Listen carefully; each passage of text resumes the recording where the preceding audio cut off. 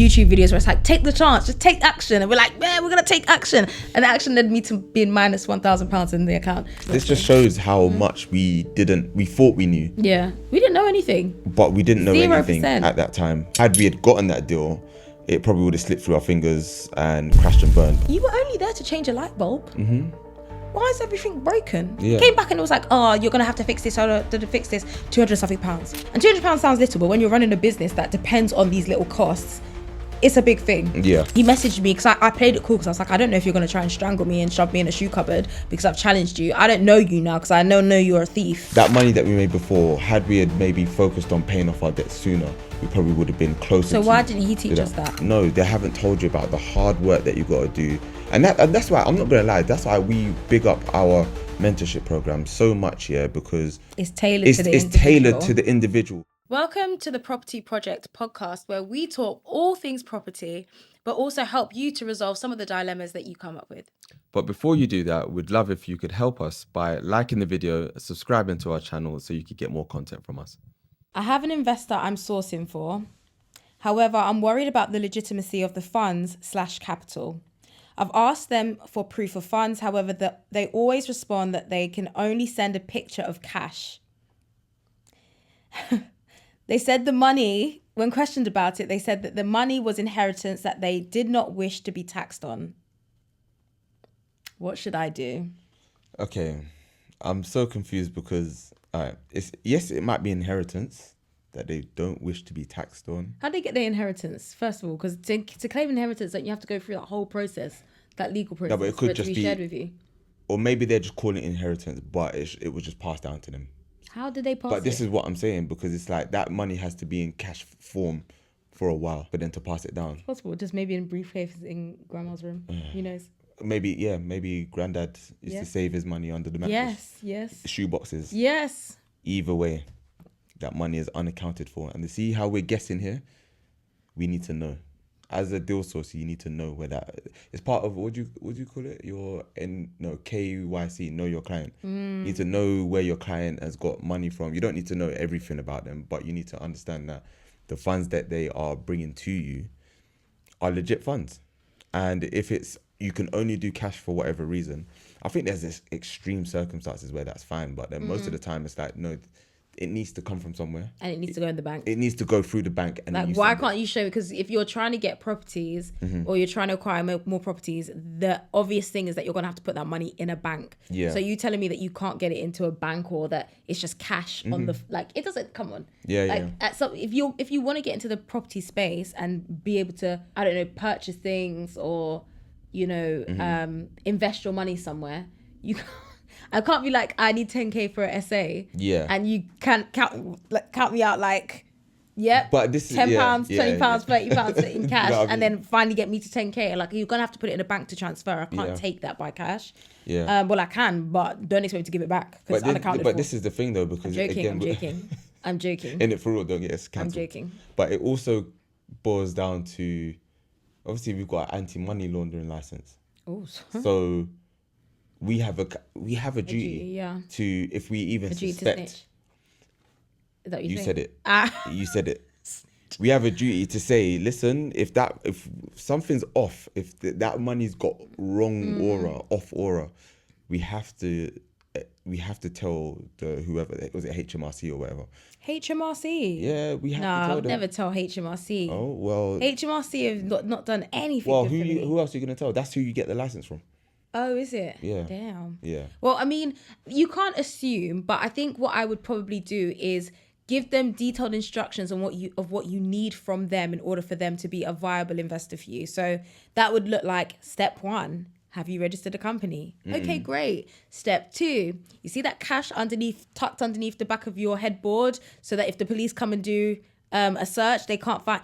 That cash, if you could just transfer into that bank account so that I can see proof of funds through a bank, and that bank account has to have your name on it. Yeah, it can't come from no one else's name. It can't come from your twin, your uncle, your next door neighbor, your dog, someone you paid down the road to do it. None of that. It needs to be in your account, in your name. And I think just give them a list of things that you need to checklist them as a viable investor. A lot of people make the mistake of thinking that just because an investor wants to buy from you, that's all you need. No, mate, because there's so many investors out there who think they know what they want and end up wasting your time. You're going on hours of searches for them, providing them properties and criteria that they're looking for. You present them with that and they say, sorry, not the right time. Sorry, don't have the right funds. Yeah. So I think what it comes down to with this one is just qualifying them in a way that you would do any other person, not in a way that's offensive, because you can't assume.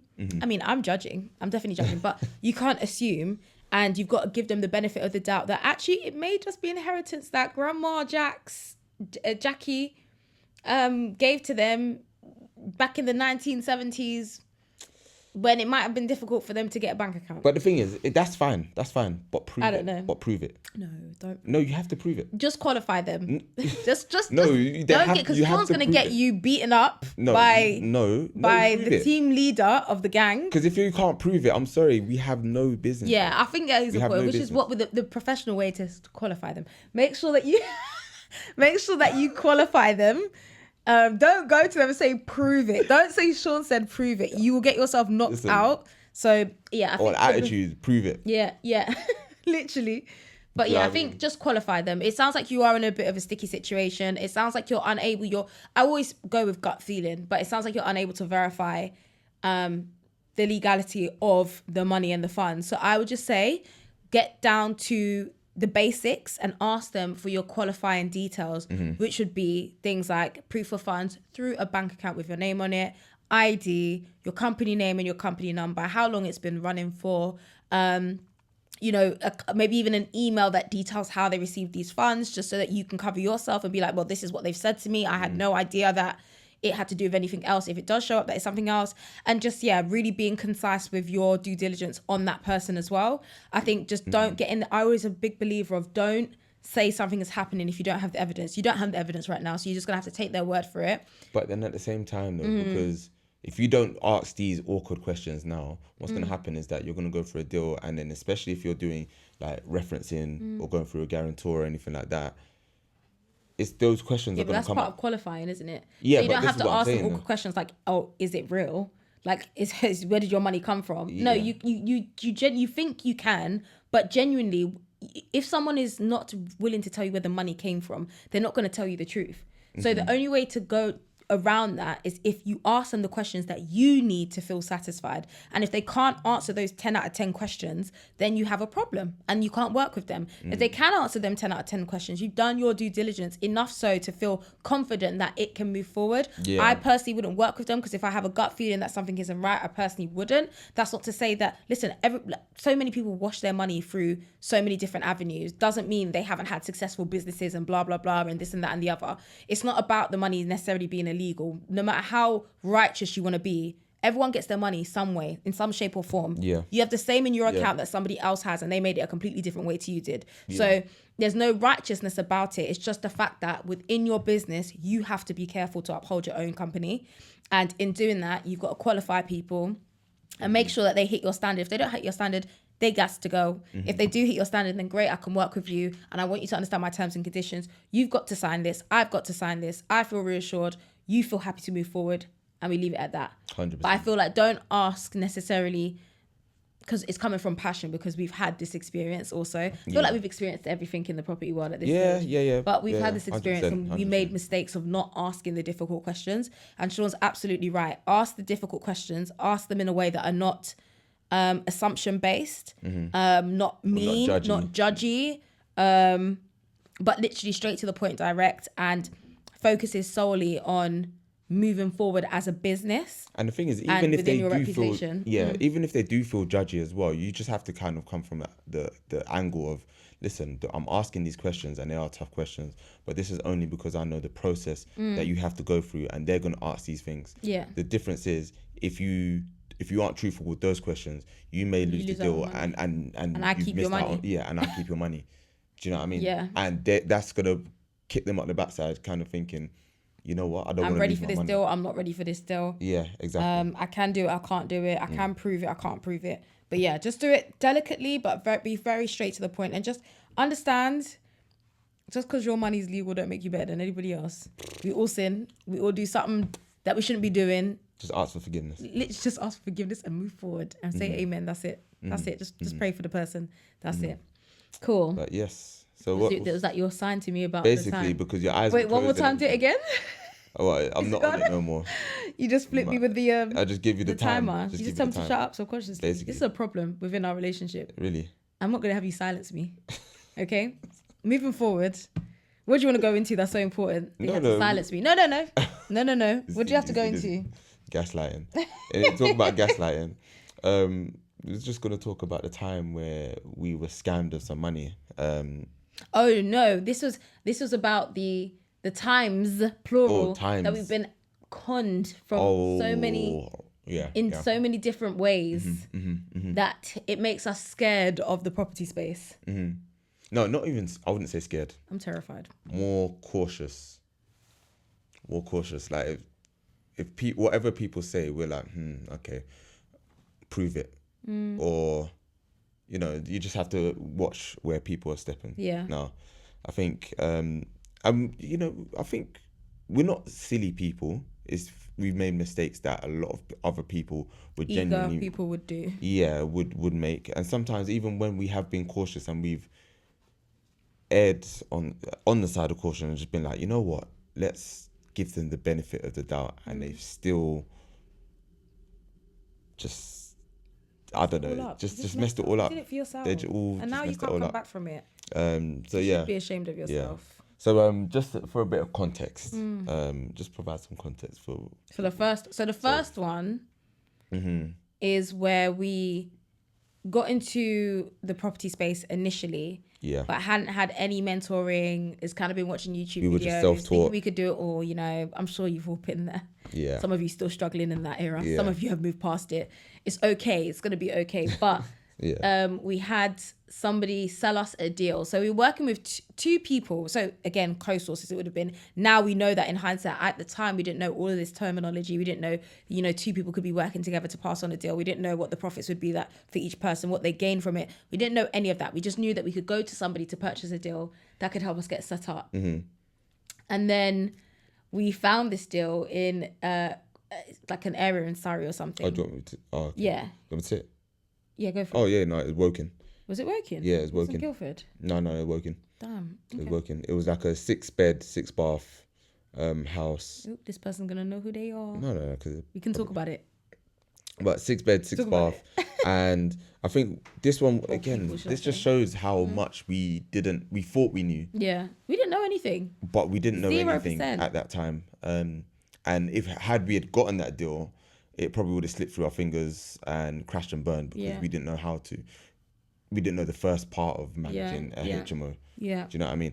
We didn't know whether we was going to use it as a HMO for student accommodation. Yeah, supported living, all of that nonsense. Yeah. You know what I mean? So, but basically, the guy had sold us this deal and was like, once you get this deal, if you want to view it, you've got to put down £1,000. And once you put down that £1,000, it's non-refundable. So whether you want this deal or you don't want this deal, it is non-refundable.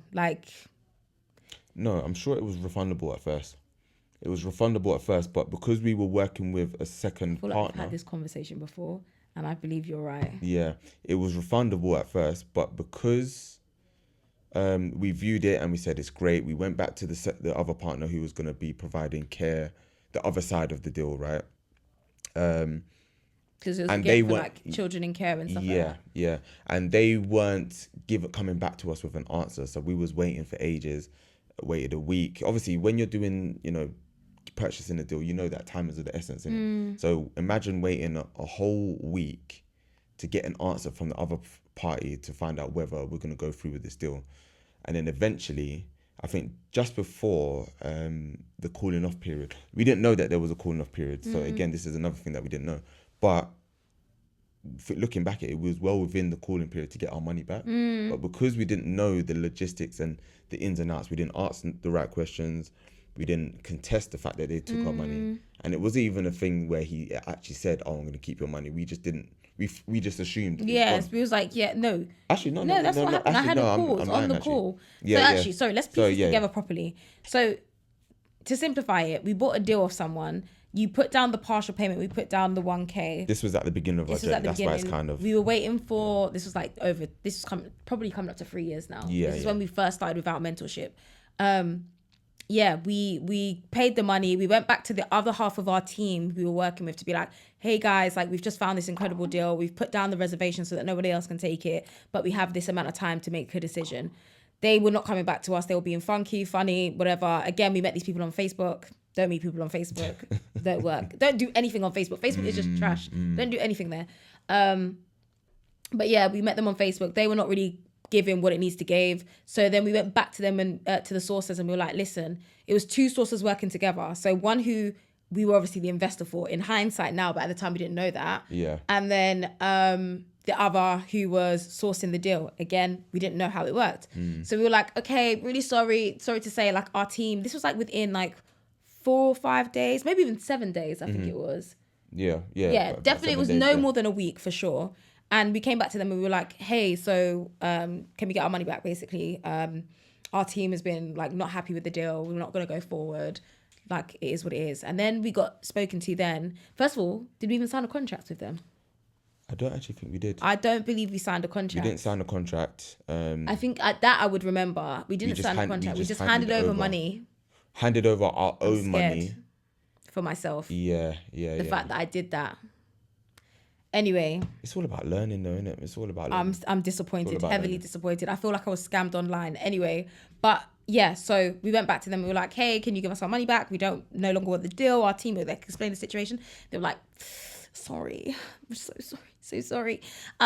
You can't get your money back. Unfortunately, like, it's a non-refundable £1,000. You're not going to get that back.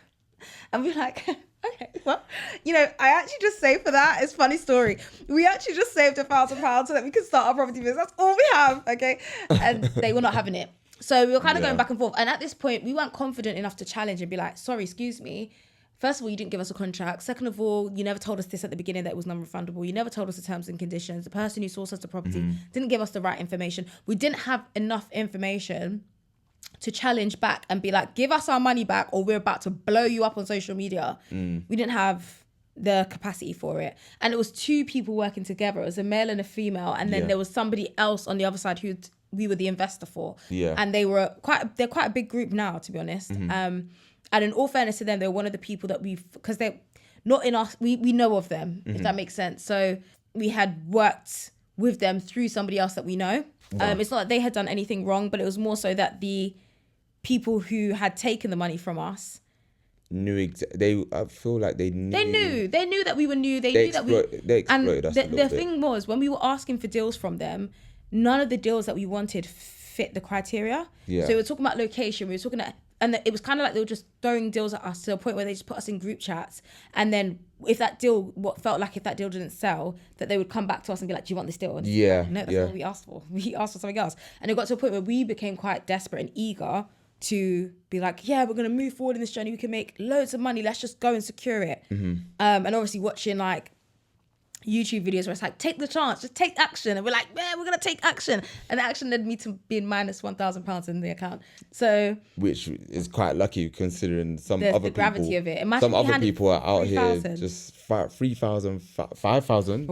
We spoke to someone the other day who was £5,000 down. Yeah. With no deal, no information, gone ghost. Yeah. So yeah, that was the first so time. Important to just wrap people up. Know what you're talking about and just be clued up. And sometimes we do say like obviously get mentorship and everything, and we don't just say that just because you need to get mentorship and not just because we offer it.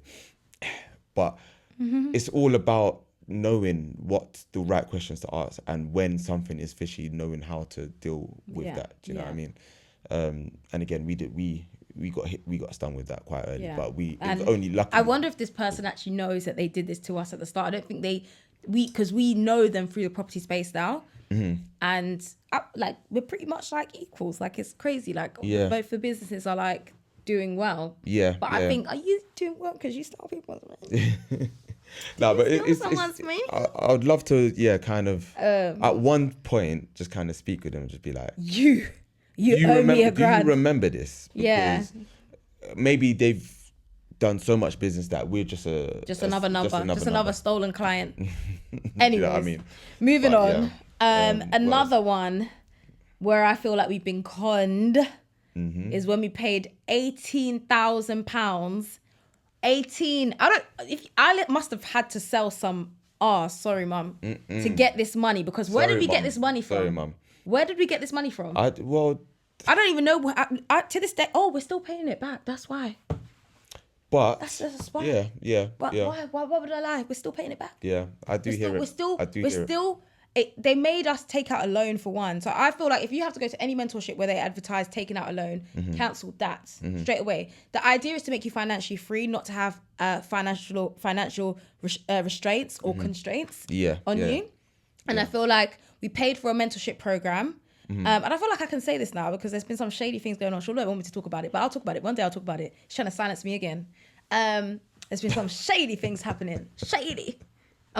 I've been sworn to with an NDA that I cannot discuss. She's been slapped with an NDA and she cannot talk about Sean. By no one else by Sean. But even talking about that, I do feel, all right, first of all, we have to finish what we were saying and then move into the next bit. Okay, all right, go on. What now? I've forgotten. We paid 18K for the mentorship. Yeah, but what I was gonna say was, again, first of all, looking at ourselves in that situation, right? That 18K was the start of helping us to get to where we are now. Yeah, and wait, wait,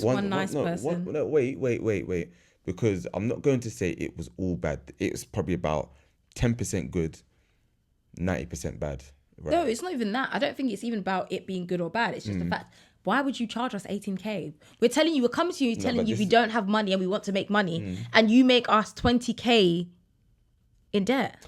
Yeah. It's not about whether the quality, like I could even sit here and tell you, it was worth it. It wasn't. But then that's I could one sit here and side tell you it was worth it. But it doesn't make, no, I get it. But, okay, listen, even in our mentorship program, obviously you can never speak too soon. I don't think I would ever have the guts, unless I knew like what I'm going to be bringing in for you within the first year. Yeah. I could never have the guts to charge someone 20K unless I am bloody rich dad, poor dad. What's his name? Robert Kiyosaki. Unless I'm him or at that level, I don't think. And you have those when you hit that the grant condos and stuff like that. And you like spend an hour with me. I know that's not even mentorship program. That's literally getting value on the spot. That's going to completely. That's different. One-on-one. If I'm talking a mentorship group where you get lost because there's thousands and thousands of people doing this, trying to do the same thing, getting the same knowledge, getting the same advice, I would never pay, be brave enough to let my students pay 20K to me. And the thing is, I 100% agree. 100% agree. I do think, and again, like going back with the money that we made before, and we've had this conversation about the money that we made before and whether we used it wisely. That money that we made before, had we had maybe focused on paying off our debt sooner, we probably would have been closer. So why didn't he teach us that? No, again, 100%. So then, but this is all from our own learning. That's why I say 10% good and 90% bad.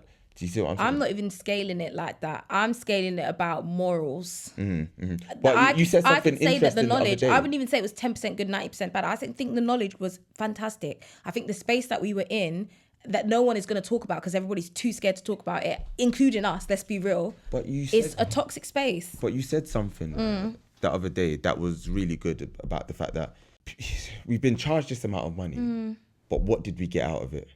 Because for that amount of money, remember you said it to me, and I'm trying to jog your memory, but you said it to me that if someone charges you that amount of money, that should be to be financially free. Yeah. Not to have a course, not to be taught by not just not the mentor, but the mentor's coaches. Not to be, have just I don't know. Like there was just so many things where it's like, yeah, that type of price you're supposed to be getting 1-to-1. Yeah, I agree. Don't get 1-to-1. I agree.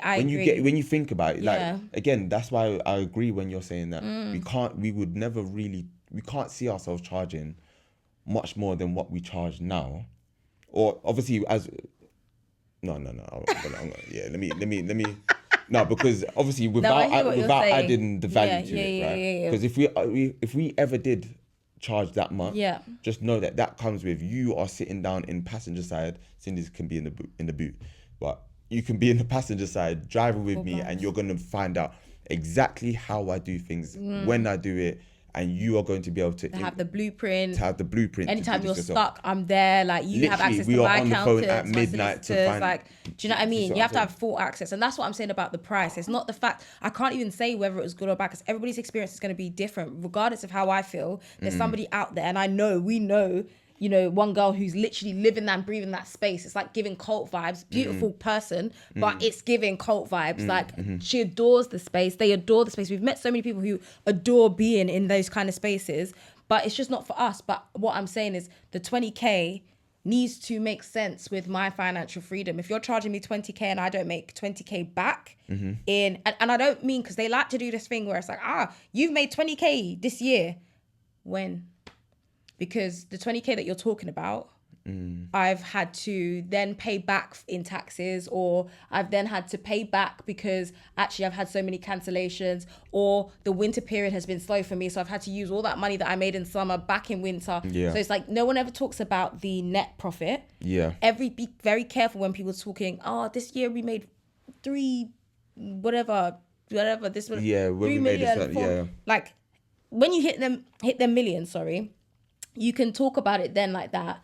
But I feel like when you're like on a smaller scale, net and gross really matters. Just pay attention to the wording when people talk about their figures, because a lot of people say, "Oh, my SA made £4,000 this month or per month," but it's like they're not telling you whether it's profit or not. They're not telling you whether and it's their rent gross was 3,000. Do you know what I mean? So it brought in a lot of money. Great, that's same way it fantastic. left. But how much are you expending as well? And that's why, like, again, not even to big us up, but when Sean and I are speaking or we're like sharing information on social media, which I do believe is why people take to us, it's like, it's not a lie. Like, we're not going to tell you, like, we got a booking of 15K. That 15K made us about 2.5 to 3 grand profit every month, for the month that they were staying. Yeah. That was profit. So it's like, and we'll have times where we have people staying with us right now and we're making like £400 profit for the winter months.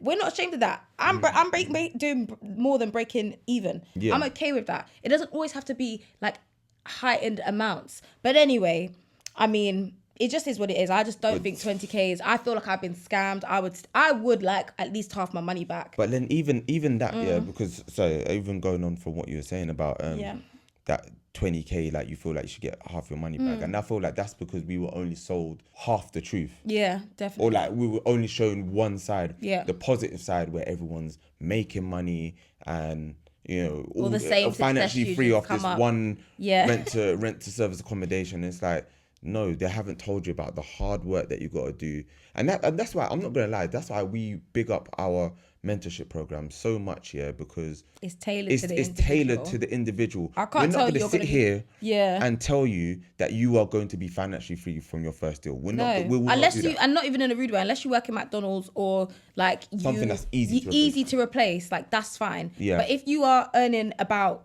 70K every year, one rent-to-rent deal is not going to get you there 100%. from experience. 100%. So it's like, I just think I want my money back. And Maybe again, that's a different conversation. exactly, Who knows? exactly. We might even put that onto the next one, because in terms of like the lies and the tales that people have been told versus the reality, because the reality is there's a lot of people struggling right now thinking about what am I going to do? I'm on my last buffer of rent money, because after I pay this rent, I have nothing left to put into my deal.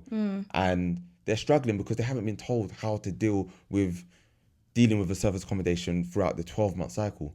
A lot of first-time companies do not make it through the 12-month cycle because they think that however their summer was is how it's going to be all year round. And when they hit October, November, and especially November, they realize that they think, what did I sign up to? Yeah. But you'd rather be told that from the beginning and prepare for that. Another way that we've been scammed is through our handyman. Our handyman actually robbed us. Like, it's not even like this wasn't it. Like, I am still, maybe therapy might be needed for this, because I'm still scarred. Like, if I see him, I don't know if I just have to, you just act like, I just don't know if I'm going to have to, because how dare you? You know, How them dare uppercuts that you sweep the Do floor. you know, you have to run back even, like start it from the back, like Yeah, run up. yeah. It has to, because how dare you? Yeah, Literally. but yeah, I think it's yeah. the reason why it's still a sore spot is because we've gone Well, through tell so the many story different. first. Tell the story Okay, so this handyman. as quick as we can, because we are actually Or you running can out of you can time. recap it quick. Because, Okay, so we met a handyman that Sean found on Facebook. Not to blame Sean, but you know, he found him on Facebook. Last time when we went on live, I accidentally said his name, so I'm really going to try not to. we actually both individually found him, but we didn't know it was the same person. Yes, very true. Actually, he's trying to shift that blame. Yeah, but 100%. yeah, he was found online somewhere. He came to help us work on one of the properties that we were setting up at the time this year, right? Early this year, he came in. We were like, oh, he lives in the same area that we work. Majority of our houses are. So that's perfect. I mean, literally, like he can walk like 30 seconds between them, like they're all in the same place. Yeah. So you're like, he's great, perfect. He was also trying to do expensive prices, but we kind of knocked him down because we're like, listen, we can basically start to do things where he's paid directly rather than it affecting his company. And he was like, yeah, cool, not a problem.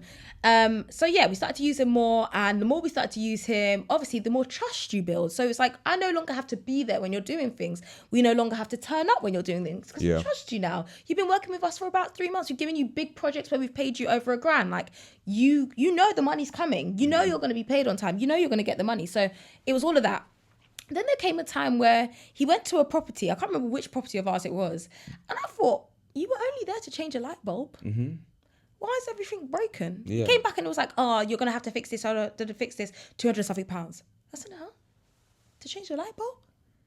And that kind of kept going. So then it would be like you'd go there to fix, I don't know, a switch you or started something. to notice a pattern. And then the washing machine would be leaking. Yeah. But the cleaners would have noticed the washing machine because they literally did the clean this morning. So why was it leaking when it just all didn't make sense. Yeah. And you know, like with washing machine water or like anything that kind of leaks, it's always like a dirty colour. This was like clear water on the ground. Water, yeah. And so one day, as this progressed, like there's so many times, and we don't have enough time to go over it, but if you want to have a look at it, you can go on our Instagram, and we did a live on it.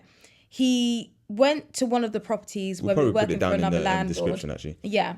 He went to the properties where we were working with another landlord, and we managed for the landlord for their service accommodations, and we sent him there, and we had sent him there to go and fix something in the bathroom. No, the wall. We sent him there to paint the wall. So I when it's not it even had nothing to do related. with the bathroom. We sent him there to go and paint the wall, paint over the wall, because the back of the bed had been scraping on the wall and had left a dent basically from the zip link beds. He went there. When he went there, he calls me literally as he gets in. He's like, I've just come in and there's a leak everywhere. Like he steps foot, like I see him on the Ring doorbell. He's gone in. Literally seconds later, everything's leaked. So he doesn't know I'm in Reading. So I'm like, cool. Mm-hmm. Sorry. Give away the location. If he must be found, he must be found. Better to stay away from him.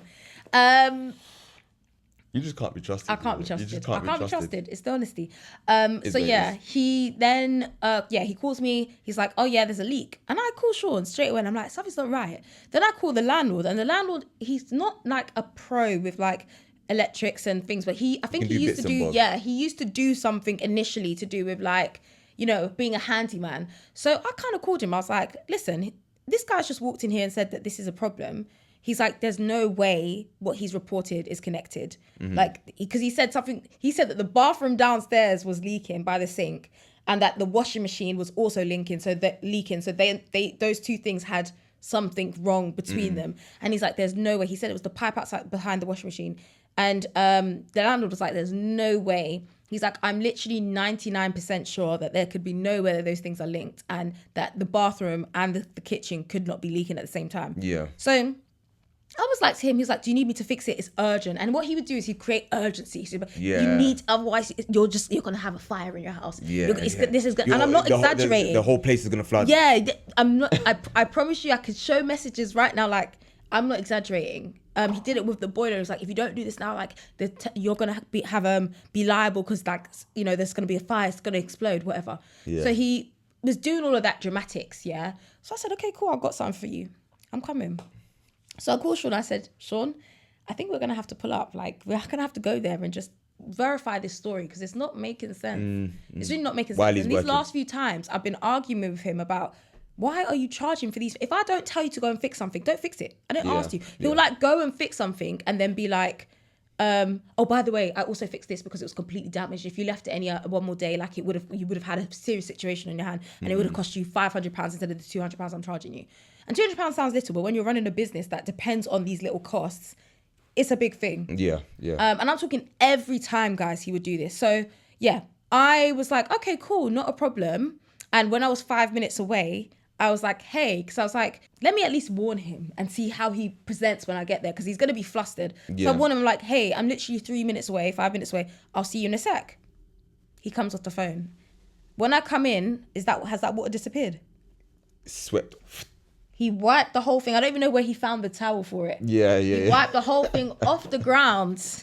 Why would you wipe it if you know that I'm coming to see the leak? Yeah. I haven't told you to touch it. I haven't told you to do anything.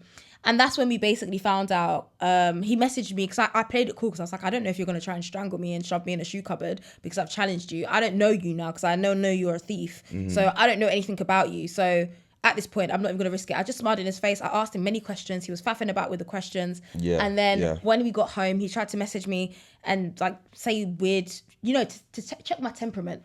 And I just served him. And I was just like, no, we both know what happened here. We're not going to do that again. You've got to go. And to the point where he begged us back for a job. And he's like, okay, this time I'll only fix things you want me to fix. Okay. He's like, I'm not a liar. He started off with like, I'm not a liar. And then it converted into... So Cindy's even forgetting one big part as well. And you're going to have to let us know if you want a part 2 because there's so many parts to this story. But there was even a time where Cindy actually pump faked him and told him that we recorded him during one of his fixes. Yeah. And we saw that because we had suspected him. He poured water all over the floor and whatever. And we said that, we're going to go to the police. I think you said something like, he charged us a certain amount, which was extra. And you said, no, make it £80 or something. Otherwise we go to the police. So he's like, all right, fine, have it for £80. Which told us that although we were obviously pump faking, you was like, there's clearly we're onto something. Yeah. That was in the same situation. So that's how we found out as well. But there's so many times where we've been conned in the property space. Yeah. And there's so many things that are red flags that we ignore because we're so energized, we're so eager, so excited to move forward in the property space. Sometimes just wait, man. Just wait. Bide your time and learn, be present in where you are at the moment and learn the lessons. Fail at that point. Pass when at that point and just be present. Just be present and don't try to force things. Do you know what I mean? But Wise words from the guy himself. Until next time. Thank you for watching to the end, guys. We really appreciate it. As a little thank you gift to you, we'd like to give you an invite to join our free WhatsApp community where we drop a lot of gems. If you're still watching, then thank you so much. But more importantly, if you could like and subscribe to this channel to help us bring you more content that we know you'll just love.